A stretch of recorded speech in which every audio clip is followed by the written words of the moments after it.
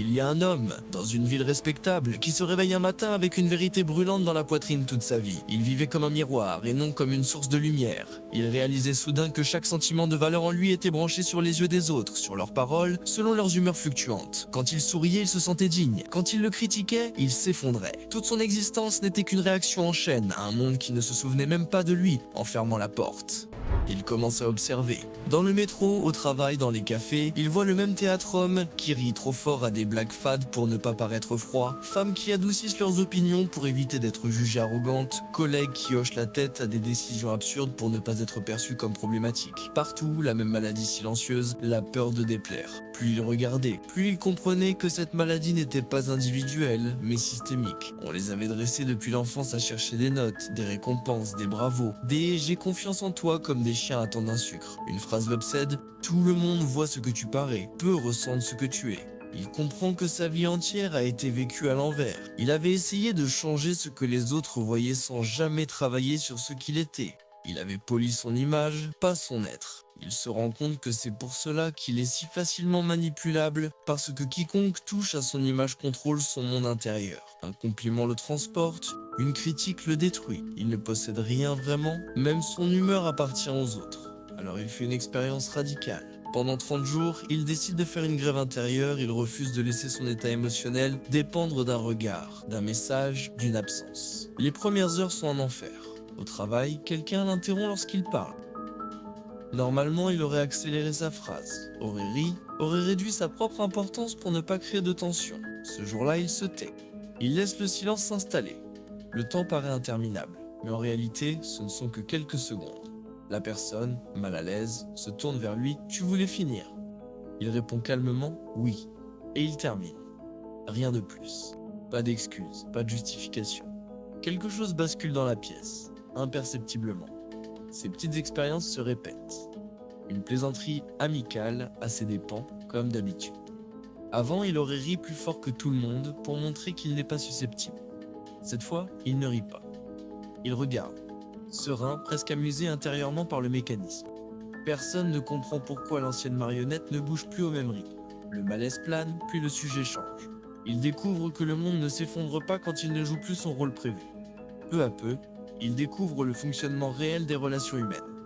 Il voit que la plupart des tests ne sont pas conscients. Un retard sans excuse, une interruption, une promesse oubliée, un petit manque de respect déguisé en humour. Chaque geste est une façon de demander où est ta limite. Et chaque fois qu'il laisse passer, il répond « je n'en ai pas ». Il comprend enfin que ce qu'il appelait « être gentil » était en réalité une abdication permanente de sa souveraineté. Il change de stratégie. Au lieu de réagir par émotion, il commence à répondre par principe. Il se donne une règle, je ne tolère pas ce que je ne veux pas voir se répéter. Quand quelqu'un annule un rendez-vous à la dernière minute pour la 3e fois, il ne se vexe pas, ne se lance pas dans un discours dramatique. Il dit simplement, ce type d'annulation ne me convient pas. Je ne pourrai plus bloquer mon temps comme ça. Sans colère, sans théâtre, juste une décision. Il remarque que ceux qui tenaient vraiment à sa présence s'ajustent. Les autres disparaissent. Il découvre que la perte n'est pas une catastrophe, mais un tri. Un jour, il tombe sur une idée qui le secoue. Tu n'es pas obligé d'être lisible pour tout le monde. Toute sa vie, il avait cherché à expliquer ses choix, à clarifier ses intentions, à se justifier. Il croyait que plus il se mettait à nu, plus il serait compris, donc respecté. Il comprend maintenant que c'est exactement l'inverse. En montrant toutes ses cartes, il a offert à chacun la carte précise à jouer pour le faire plier. Sa peur de la solitude, sa haine du rejet, sa soif de reconnaissance, tout était à la vue. Il n'avait pas des amis, il avait des personnes bien informées sur ses faiblesses. Il se met donc à pratiquer une nouvelle forme de discipline, l'opacité choisie. Non pas mentir, mais ne plus tout offrir. On lui demande ses projets, il répond en grandes lignes, sans détails qu'on pourrait retourner contre lui. On cherche à savoir ce qu'il ressent exactement.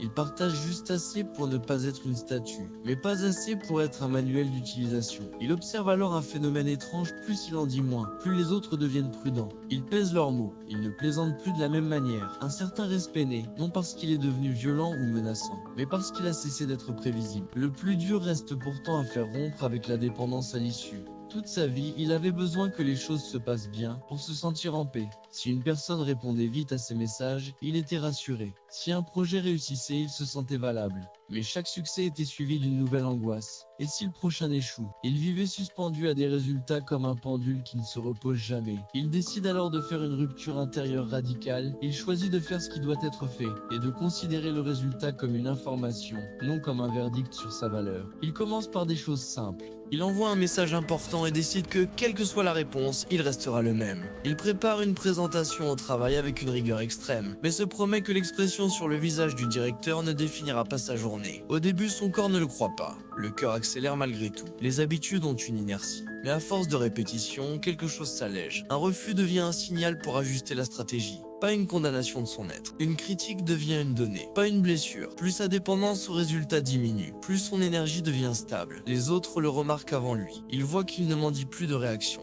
Il propose une idée, la pose sur la table et se tait. Si elle est acceptée, il continue. Si elle est rejetée, il ne s'effondre pas, ne se défend pas désespérément. Il prend note, ajuste, avance. Cette stabilité dérange les esprits instables. Certains commencent à le tester plus fort, comme pour vérifier s'il est vraiment devenu différent ou s'il joue simplement un rôle. Les tests se font plus agressifs. Une personne élève la voix contre lui en public, attendant une réaction. Il répond plus lentement, plus calmement. Pas de contre-attaque verbale cinglante, pas de justification fiévreuse, juste une phrase claire. Tu peux être en désaccord, mais tu ne peux pas me parler sur ce ton. Silence. La phrase tombe comme un coup près, non par le volume, mais par la netteté. On lui répond peut-être par une autre pique, mais intérieurement une frontière s'est dessinée. Ceux qui ont un minimum de dignité se recalibrent. Ceux qui ne supportent pas ce type de résistance s'éloignent. Il réalise qu'il n'a rien perdu de précieux. Il a simplement cessé d'offrir sa dignité en sacrifice à la paix superficielle. Avec le temps, il voit émerger une vérité philosophique qui ne se lit pas dans les livres, mais se grave dans les nerfs. La plupart des êtres humains ne te font pas ce qu'ils ont décidé de te faire. Ils te font ce que tu leur as enseigné qu'ils pouvaient te faire sans conséquence. Il comprend que chaque petit détail ignoré était une leçon donnée au monde sur sa tolérance à l'inacceptable.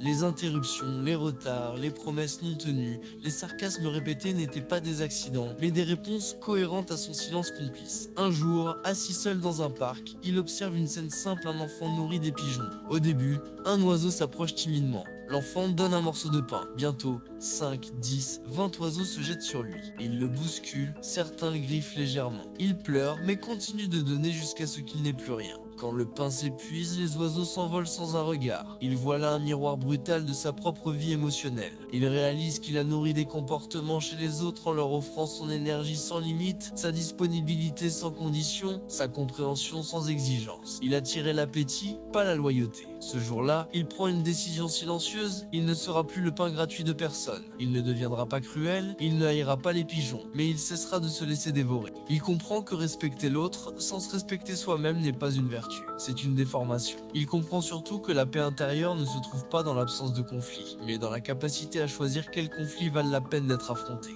Les années passent, et quelque chose d'étrange se produit, sans jamais avoir cherché à impressionner. Sa simple présence commence à modifier les pièces dans lesquelles il entre. Il ne parle pas plus fort que les autres, mais il parle moins souvent. Il ne marque pas son territoire par des démonstrations ostentatoires, mais par une constance imperturbable. Ceux qui l'ont connu avant ne le reconnaissent plus. Ils disent qu'il est devenu mystérieux, distant, peut-être même froid. La vérité est plus subtile, il est devenu centré. Il n'est plus à la périphérie de lui-même, à courir après des regards. Il est au centre, immobile, observant la ronde des gens qui entrent et sortent. Cette transformation ne fait pas de lui un saint. Il tombe parfois dans ses anciennes habitudes. Un jour, sous le coup de la fatigue, il se justifie trop longuement. Il sent immédiatement la vieille sensation, celle d'avoir donné trop, d'avoir ouvert une porte qu'il est difficile de refermer. Au lieu de se juger, il note. Il en fait une leçon. Il voit que la maîtrise n'est pas un état parfait, mais une discipline répétée. Il apprend à ne pas transformer chaque écart en drame, mais en correction de trajectoire. Il commence aussi à percevoir une dimension plus sombre de ce chemin en devenant plus solide. Il devient aussi plus dangereux, parce qu'il voit les ficelles qui bougent les autres. Il comprend comment une petite phrase peut déstabiliser, comment une absence calculée peut créer une dépendance, comment un silence prolongé peut faire paniquer un esprit fragile. C'est là que se pose la question morale fondamentale: que faire de ce pouvoir? Devenir manipulateur ou rester maître de soi uniquement? Il choisit une ligne étroite, utiliser la compréhension de la nature humaine comme armure, pas comme arme. Il refuse de jouer avec les insécurités des autres comme certains l'ont fait avec les siennes. Il sait qu'il pourrait dominer certaines personnes facilement, mais il sait aussi que cette domination le lierait à elle par une chaîne invisible. Manipuler, c'est aussi se condamner à gérer le chaos concret. Il préfère une liberté plus austère, celle de ne pas dépendre des autres, ni pour se sentir grand, ni pour se sentir bon. Dans cette solitude lucide, il découvre une forme de paix nouvelle. Une paix qui n'est pas l'absence de bruit extérieur, mais l'absence de panique intérieure. Il peut être critiqué sans trembler, aimé sans perdre la tête, ignoré sans disparaître. Il ne pose plus la question « Que pense-t-il de moi ?», mais plutôt « Est-ce que je me respecte dans la manière dont je vis ?» Il comprend enfin que la seule opinion vraiment dangereuse à son sujet est la sienne, car c'est elle qui détermine quel traitement il acceptera du monde. Un soir, en regardant son reflet dans une vitre, il ne voit plus la victime silencieuse des autres, ni le comédien qui surjoue pour plaire. Il voit quelqu'un qu'il n'avait presque jamais rencontré, un être tranquille, qui n'a pas besoin de se justifier pour exister. La philosophie se condense en une simple phrase intérieure: je suis le centre immobile de ma propre vie. Ce n'est pas une arrogance, c'est un constat. Les événements passent, les gens changent, les opinions tournent comme des saisons. Lui reste, ce centre n'est pas un mur. Il continue de sentir, d'aimer, de se lier. Mais il choisit où. Il ne donne plus au hasard, comme on jette du pain aux oiseaux. Il choisit la qualité plutôt que la quantité, la réciprocité plutôt que l'adoration, la vérité plutôt que le confort. Certains le trouvent trop dur, d'autres trouvent en lui un repère rare. Peu importe, il n'est plus en train de courir pour ajuster son être à leurs mots. Il les laisse venir ou partir et ça ne menace plus son identité. La vie continue de le tester encore et toujours. Des pertes, des échecs, des injustices. Mais chaque tempête qui autrefois l'aurait brisé devient désormais un simple vent fort qui fait plier les branches, pas les racines. Il découvre qu'être intouchable ne signifie pas ne rien ressentir, mais ne plus être déformé par chaque pression extérieure. Il n'a pas éliminé la douleur, il a juste cessé de lui donner le pouvoir de décider qui il est. Au bout du compte, sa biographie pourrait tenir en une ligne quelqu'un qui a cessé de demander au monde la permission d'exister à hauteur de ce qu'il portait en lui. Tout le reste. Le respect, la prudence des autres, la rareté de sa présence, l'étrange aura qu'on lui prête, n'est que la conséquence naturelle d'une révolution silencieuse. Il a déplacé le centre de gravité de sa vie de l'extérieur vers l'intérieur. Si un jour, quelqu'un lui demandait quel est le secret, il ne parlerait ni de technique de communication, ni de confiance en soi superficielle. Il dirait simplement: décide une fois pour toutes que ta valeur ne sera plus un sujet de vote, puis laisse ta manière d'être l'enseigner au monde sans un mot de plus que nécessaire. Et il se tairait. Parce qu'au fond, ceux qui sont prêts à comprendre n'ont besoin que de cette phrase. Les autres cherchent encore des applaudissements.